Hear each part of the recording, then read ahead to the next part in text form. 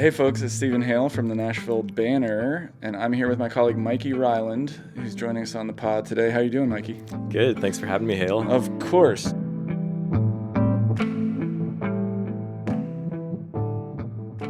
Before we get into it, we were talking before about podcasting experience, and you mentioned you've been on one other podcast, and I think people will know you from your reporting, but one thing I admire about you is you don't post a whole lot. You're not a social media poster, so people may not have as much insight into you, but this will give them that, is my point. You've been on one other podcast. Can you tell us what that was? Yes. Senior year of college, my ultimate Frisbee team made Division III college nationals. Actually, me and my roommates had to skip graduation to go to that tournament. And me and my roommate were on a podcast about Division III college ultimate Frisbee. And that's my sole other experience. So. It's amazing. One, it's amazing that you did that as an athletic achievement and that you appeared on such a podcast, but also that such a podcast exists. It really does make it feel like one day, it's like, what's the quote? Like, in the future, everyone will have 15 minutes as a podcast host. Like, I feel like everyone gets to have a podcast at some point. Yeah. If you want something bad enough, maybe you can have it, So maybe we can talk Ultimate Frisbee another time. I think I'd love to know what the local scene is like. We're actually here, though, because you've been doing basically constant reporting on the detention of a Nashville reporter, one of our Nashville colleagues in the media here, Estefany Rodríguez, by ICE. Mm-hmm. And you've written, I think, 10 stories on that in the past couple of weeks. Maybe people have read them. They can check them all out at NashvilleBanner.com. But I wanted us to kind of like catch people up, walk through Estefany's story, what happened, and where things stand now. So can you just, from the beginning, when we published that first story, like tell us what happened with Estefany, who she is, set that up, and then we can talk about it. Yeah. I think the beginning might actually be as far back as 2021. Estefany was a journalist for a major outlet in her home of Colombia in the city of Barranquilla. And she was reporting on some of the regime there, some of the armed groups, and started to get some threats. I think involved at least one police report, a security detail. She came to the U.S. on a visa, kind of to flee these threats, and then before the visa expired, applied for asylum here. She eventually started working for Nashville Noticias, I think maybe November, December 2025, started to report on ICE arrests in South Nashville in the community. Early in January, while her asylum is still pending, she received a G56 letter from ICE. Immigration lawyers said that immigration law is just a super moving target. The rules are always changing. One of her lawyers said it's like scientific method. You try something and you either get it right or you get it horribly wrong because you don't know what the rules are. And then you share that with the community of immigration lawyers. So they had not been seeing these G56 letters, they said, until the past 2 or 3 months before Estefany got one. And it says, come into the ICE office, Brick Church Pike, to resolve your case in the best possible manner. The language is something like that. Mm. On this letter, it said that she was going to be issued a notice to appear, which is what has to be issued to formally start removal proceedings. So she had an appointment that was supposed to be during the ICE storm, but the ICE office was closed, so couldn't make it to that. The appointment was rescheduled for, I think, late February. 2 days before that second appointment, her husband, Alejandro, who's a U.S. citizen, and an agent for her lawyer went to the office to ask, can you give us the NTA now? Does Estefany need to come to this? They looked her up in the system, could not find, according to her attorneys, they could not find a record of the appointment or of her because she hadn't had interactions with ICE before. So they gave her another document that said come back March 17th. Before she could go to that appointment, which her lawyers were preparing for, they were planning to make an argument as to why she shouldn't be detained or the NTA shouldn't be issued. Right. She was going to the gym with her husband, Alejandro, Crunch Fitness, Murfreesboro Pike. Alejandro said about 8 ICE agents in SUVs and trucks just like penned them in as soon as they pulled into the parking lot, told her she was going to be detained. Estefany maintains that they did not have a warrant, and ICE has disputed that recently. Right. I was going to ask you about that. But so maybe we could pause there. So she's detained at the gym. And one thing I wanted to say earlier, but you've mentioned now that she, by this point, is working for Nashville Noticias. If people aren't familiar, Nashville Noticias is a Spanish language news outlet in town, the largest one we have here in Nashville, if I'm not mistaken. Araceli, our colleague who works part-time for the Banner, also does a lot of work for Nashville Noticias. So people can look them up, and they're just a constant source of Spanish language news of all kinds. But they've been doing a lot of reporting, as you said, including Estefany and Araceli, on ICE activity in Nashville, ICE operations in Middle Tennessee.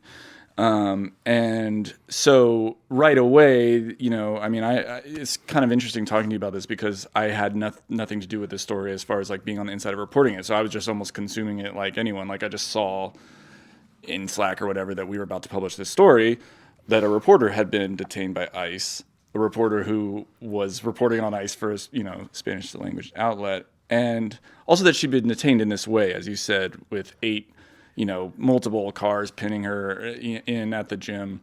There was something in your story about how they felt that maybe they must have been either, I don't want to use the wrong word, following them, or that they apparently were familiar with the fact that this is where you could find her on this morning, right? Right. Alejandro's direct quote was something like, ICE had done its homework. Because for the past few months, they had been, they're a reporter and Alejandro's a musician. So it doesn't always lend itself to the healthiest lifestyle, but they've been trying to go to the gym. I don't know what you're talking about. So they've been trying to go to the gym every morning, same gym, same routine.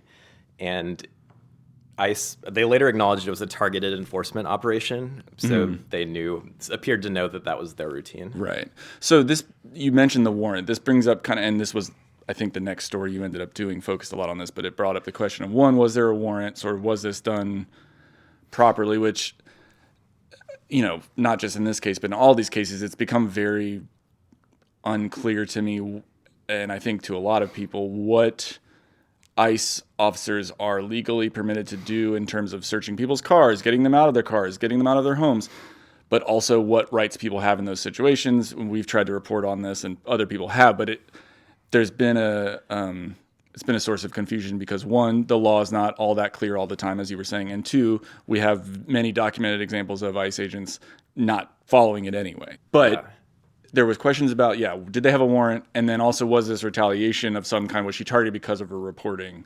Right. So what were the discussions you had about those two things? Yeah. So the initial, they filed something in court the same day and had to write that up super fast. It was Joel Coxander, her immigration attorney, and also Turk got involved, Mike Hawley, the legal director.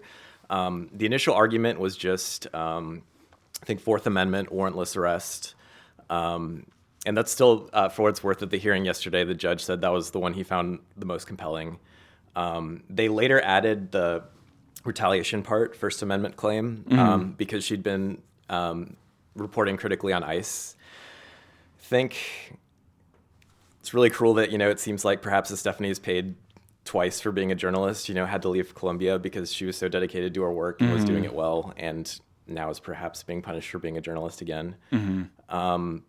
But what happened was, in a response briefing, ICE took kind of this phone picture of a crumpled up warrant that was missing the certificate of service part at the bottom, and it was dated 3/2, March 2nd, a couple days before the arrest. I think a lot of questions around the provenance or whether it was served in the field. And then kind of when this story took off and was getting picked up, nationally, DHS tweeted out a picture of a typewritten warrant that was dated March 4th. That looks more complete. Estefany's lawyers continue to maintain that warrant only could have been served at the DHS office, and that she didn't get served, the crumpled up warrant in the field. And one of the sticking points of the hearing yesterday actually was if she had to have been issued a notice to appear, which starts the immigration Right. removal proceedings along, like simultaneously with or after a warrant or getting arrested. And so that was kind of a sticking point in court yesterday. But there's two separate warrants. The judge, Eli Richardson, gave it some scrutiny in court yesterday. DHS kind of just maintains that this is legit. These are warrants. Right. We didn't do anything wrong. And that's one of the main sticking points of the case. Yeah, and just before we move on to the sort of next point of this story, one thing about what you're saying that you and I have talked about offline that this is making me think of is like we're getting a lot of insight into how this case is going because Estefany is a reporter. She has the news outlet that she worked for that's obviously covering it. Mm-hmm. We're all covering it. And her family, she has a spouse who's advocating for it publicly, who's been willing to talk to media. There's a lot of reasons that we're getting more insight into this case, but the questions about this warrant, like they're being raised and covered in the media in this case, but there's myriad other cases where the same kind of issues could be at play and we don't even know about them, or those people may not have attorneys that are, advocating for them. So at this point, I think the next story you published was, it looks like I have it here, March 9th. This is a few days, would have been like 4 days maybe after she was detained. Yeah. Where you went and spent time with her husband, Alejandro. Yeah. And so that was an incredible story that people should read, but talk to me about what that was like, because you went and saw him at home, right? Yeah, I did. Araceli helped with the connection there. Mm-hmm. Yeah, and just wanted to kind of get at, I guess, the human toll of what happens, when something like this happens.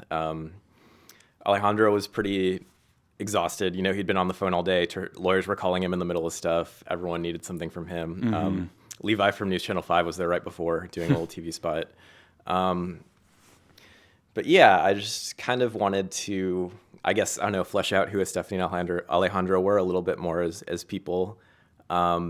He had been living, like by his own admission, this pretty intense, like bachelor style lifestyle. And then when he met Estefany, just like something really clicked. Mm-hmm. Estefany has an 8-year-old daughter. Alejandro was this, kind of bachelor musician, but he kind of morphed into this stepdad.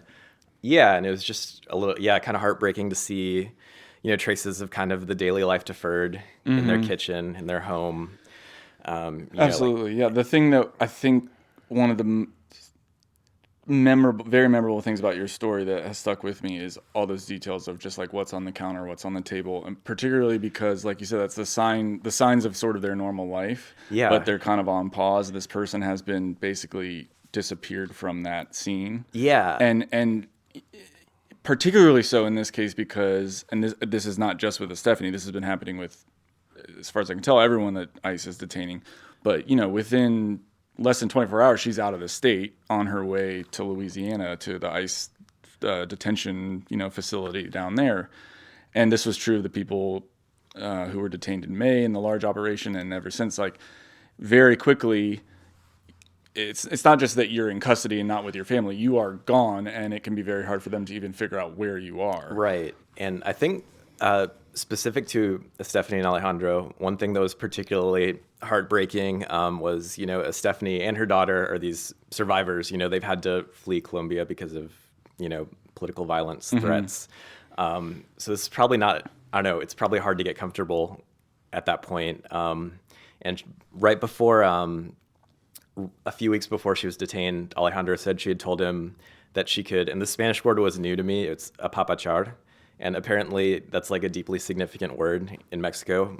The loose translation is like cuddle, snuggle up. What it really conveys is like caress the soul. It's mm-hmm. like total emotional security and comfort, and just her case feels particularly cruel that, someone who had to flee her home country was finally, achieving something like that, mm-hmm. Only to have it taken away. Yeah.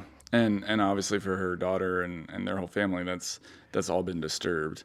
You also reported on, there was a gathering at Tudhope, which is a great spot in North Nashville. Yeah. People should check out, but it's, they were calling elected officials and things like that to put the pressure on to ask for her to be released. But I want to kind of jump ahead a little bit to more or less where we are now, which is that there was a hearing.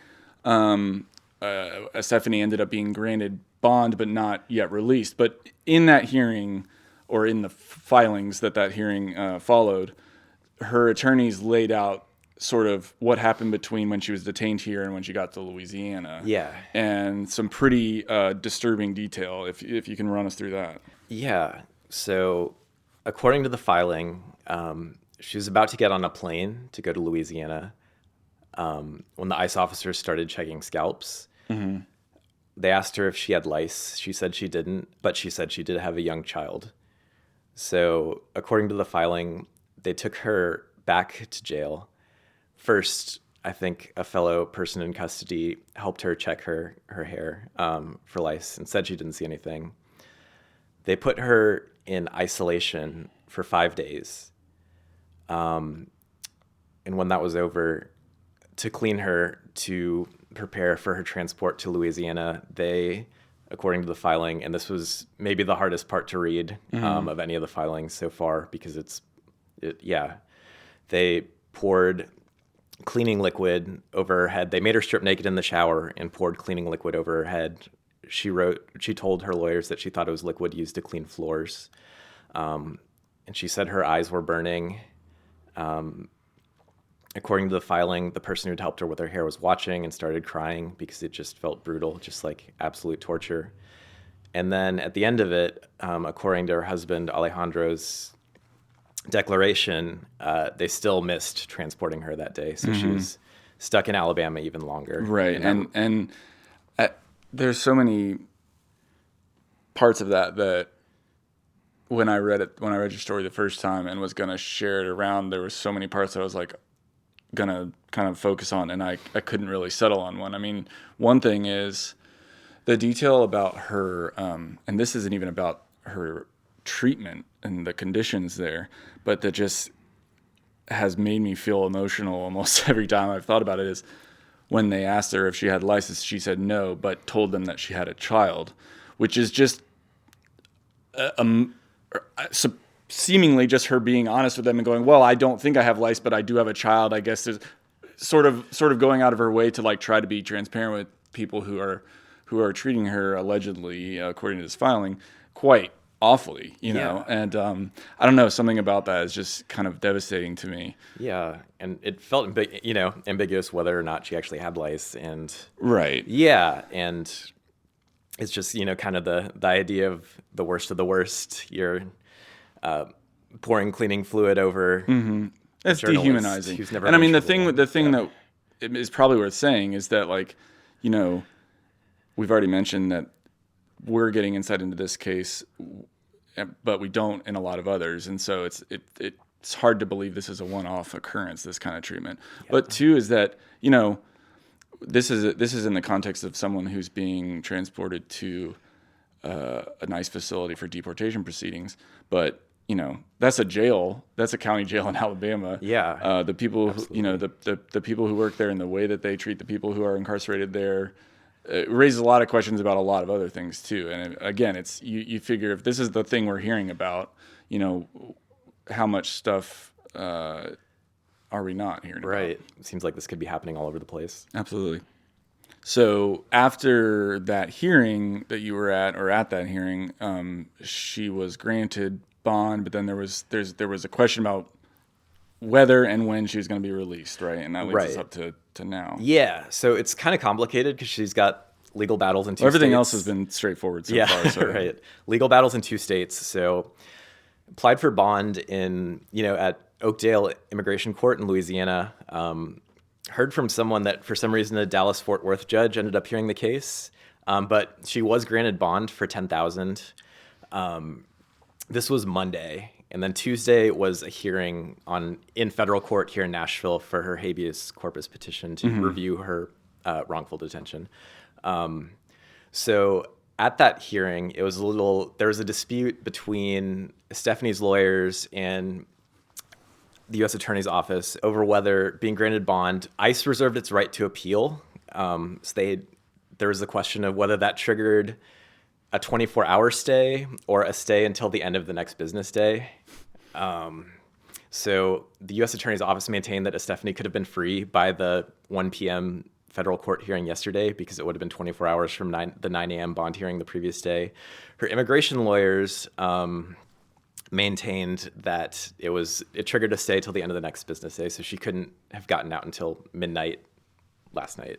Yeah, because my understanding was her lawyers are basically saying if we could have gotten her out, we would have. Like, she's there because we aren't able to get her released. I think talk to some immigration lawyers in the community. They have a certain lens through which they view it, but they said it's the difference between someone who does immigration law all the time and like a U.S. attorney who's, jumping into a lot of different things. They did a little press scrum after the hearing, in the courtyard in front of the federal building. Her lawyers said, were pretty dismissive. They're like, yeah, anyone who does immigration law knows how this works. The immigration lawyers were also pretty dismissive of the briefs that the government had written. They said they have a certain perspective, but they said they were bad. So, well, it is interesting to think about. Right now, the amount of immigration enforcement and deportation proceedings that are going on is ramped up so much that you are getting people who maybe not be as experienced in this pulled into it, possibly on both sides of the cases, right? Some people may be represented by attorneys who don't have as much experience in immigration law either. And so I think there's probably a lot of that. We should mention we're recording this on Wednesday, March 18th. People will be hearing this probably on Friday, March 20th. So we'll see what happens between now and then. Kind of where we are now is that Estefany could be released today. Yes. We're kind of waiting for word on that. Yeah. So yesterday during the hearing, Judge Eli Richardson said this, and Estefany's lawyers said this in the presser after. They understood that the government's lawyers had implied that ICE was not going to appeal, which would set the bond and allow her to get out today. And of course, she'll be getting, if she gets out, she'll be in Louisiana still. So it's still a little unclear whether she would be able to come back here or stay there. Yeah, I think at the end of the press conference yesterday, Alejandro implied he was going to drive down and pick her up. But I think she'd still be going through this habeas case. And then her lawyers are seeking, if she's freed, what they want to happen next is they want to conduct discovery, either like in the form of some interviews or maybe the body cam footage that the ICE agents had. The government also wants to conduct reciprocal discovery. It'd be a discovery, an evidentiary hearing, hoping for an eventual injunction to prevent her redetention. Right. Well, because you may be needing to write another story about this imminently, we'll let you go. But there's a GoFundMe that has been started for Estefany's family that I believe is linked to in our stories. Yeah. Perhaps we can drop links to that elsewhere. And then the other thing I just wanted to ask you is, this is, I don't know if you've covered a case like this before in the sense of you've been covering this beat by beat. Almost every day you've had a story on this. You've been at all the hearings. Like, what have you learned seeing one of these cases right now this up close? What do you feel like you've taken away from it, if anything? Yeah, I think the thing that really struck me was what one of her lawyers said about immigration law being such a moving target, scientific method. They hadn't seen these letters until 2 or 3 months ago. Judge Eli Richardson kind of has this reputation of being super thorough. Our colleague Sarah Grace said he shows his work. But yeah, I think even he's kind of adapting on the fly to immigration law, figuring out who's telling the truth. The case is part of the reason they're having a conference today is they can't agree on the facts, both of what actually happened and like how immigration law works. So I think it's just that immigration law, even if this is your whole career, your whole thing, it's such a moving target. And that's pretty brutal for people who are getting detained. Yeah, absolutely. Well, thanks for all your work on it. And I guess by the time people hear this, you will have another story up that they can read. So look out for that. And we'll have you on again maybe for some Ultimate Frisbee talk or something else. Hale. Would love to. We're a production of the Nashville Banner, and we're produced by Andrea, Tudhope. See you soon.